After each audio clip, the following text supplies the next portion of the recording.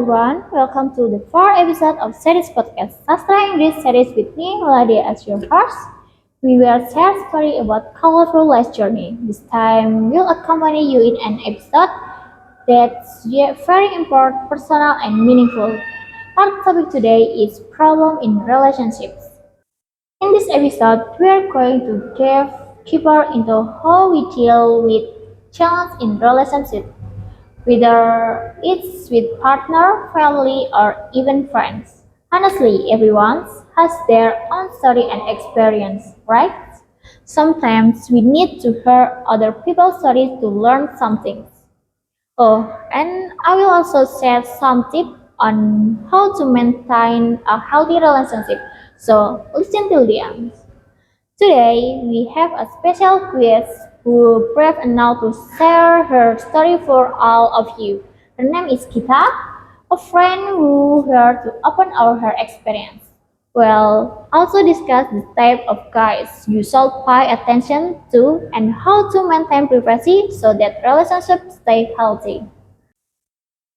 Hello Gita, how are you? I'm so happy you are here today. Before we jump into your story, why do you think it's so important to talk about relationship problems?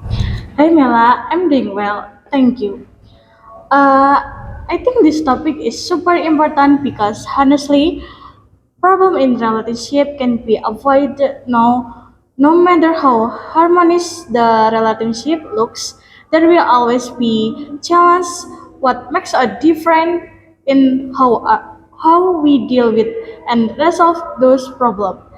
Sometimes, by sharing stories like this, we can learn from others' experience and not feel so alone.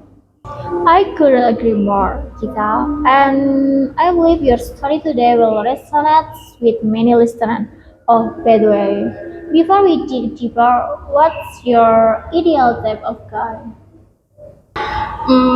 When it comes to the types of guy, I think the most important thing is that he should have respect and responsibility. It's not just about being caring or romantic. He should know how to treat his partner well. Personally, I value guys who are communicative and patient way more than those who just seem perfect on that outside.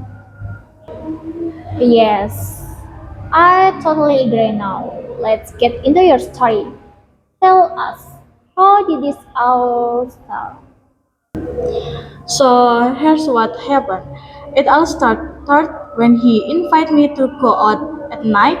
My parents actually didn't allow me to stay out late, but I decided to take the risk. I told them I needed to work on a project at a friend house and might not come home because of a deadline. He promised to pick me up at 7 p.m. Signs. I had already finished my assignment. That afternoon, I hang out with a friend while waiting. But at 7 p.m., he still hadn't show up. I texted him, and he said he'd be late, probably until 8:13 p.m. Honestly, I was already getting annoyed by then. Wow, I can imagine how frustrating the must have been. So, did he finally start up until 8:13? Yeah, he showed up at 8:13. I tried to stay positive so I would ruin the mood. That night was actually quite fun. We rode around on his motorbike, talked, and everything seemed fine. Then he asked me to rest at one of these houses, which happened to be empty sign it was already too late to go home.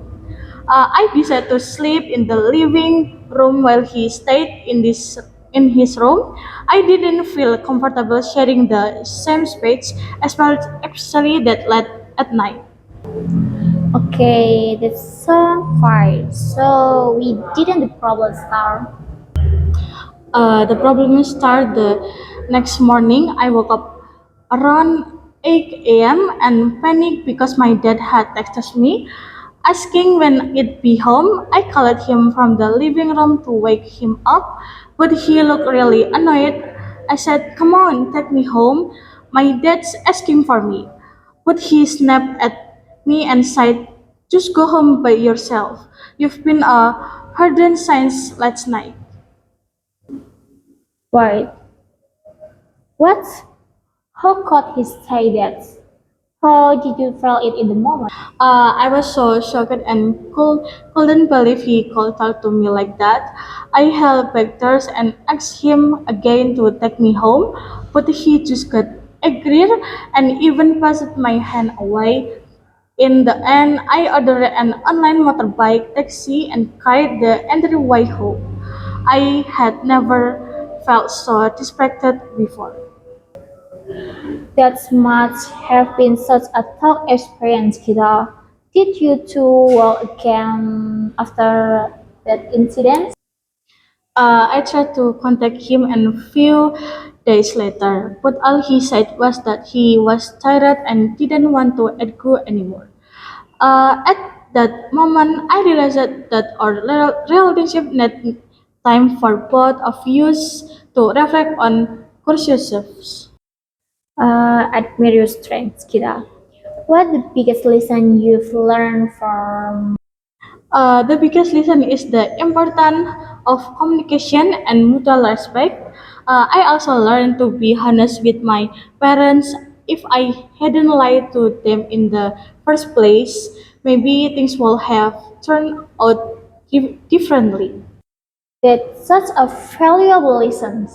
Do you have any tip on how to maintain a healthy relationship? Definitely, Mel.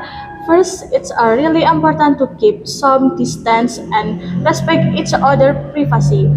Being in a relationship doesn't mean you have to know everything about your partner. Second, if there's problem, talk about it calmly and don't lie. Lastly, never forget to value yourself. If you feel distracted, don't ignore the red flag. I love your advice, Kita. Especially about self-respect. Finally, what's your message to all listeners who might be going through something similar?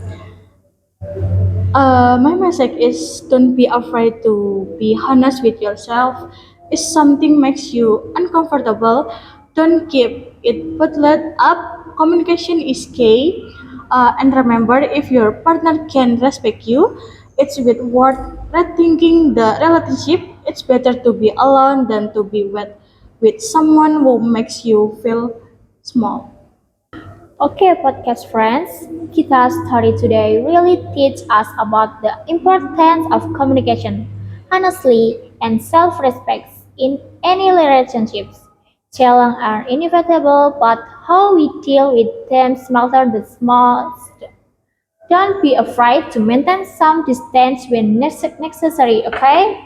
Kita, thank you so much for sharing such a meaningful and personal story. I hope our listener can take valuable lesson from your experience. See you all in the next episode of Series Podcast. Bye bye.